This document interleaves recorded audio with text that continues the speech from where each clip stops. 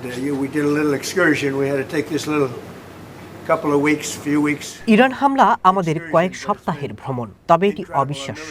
আমাদের সেনাবাহিনী অবিশ্বাস্যভাবে কাজ করছে। নির্ধারিত সময়ের অনেক আগেই আমরা সফল। আমরা তাদের নৌবাহিনী, সামরিক বাহিনী সবাইকে পরাজিত করেছি। এখন তাদের একটি নতুন দল আসছে। দেখা যাক তাদের কি হয়। তেলের দাম কমে যাবে, তবে তার আগে আর একটু ধাক্কা লাগতে পারে। অল্প সময়ের মধ্যে আবার সঠিক পথে ফিরে আসবে। তেলের দাম কমবে। এটা কেবল কয়েকদিনের ব্যাপার। একবার ভাবুন, তাদের কাছে হাজার হাজার ক্ষেপণাস্ত্র ছিল, 7 বা 8 হাজার ক্ষেপণাস্ত্র। উৎক্ষেপণের আগেই আমরা সেগুলো ধ্বংস করেছি। এখন আমাদের ভরপুর অস্ত্র। আমরা তাদের ড্রোন প্ল্যান্ট ধ্বংস করছি। তারা মাইন নিয়ে কথা বলতে শুরু করেছে। তাই আমরা এখন পর্যন্ত 28টি ইরানি মাইন বেছানো জাহাজে আঘাত করেছি। Thousands of missiles, 7,000-8,000 missiles. We got many of them before they got to launch. They have drones all over the place. We got many now. We're knocking out the drone plants, as you know, going fast. They started talking about mines, so we hit 28 mine ships as of this moment, 28.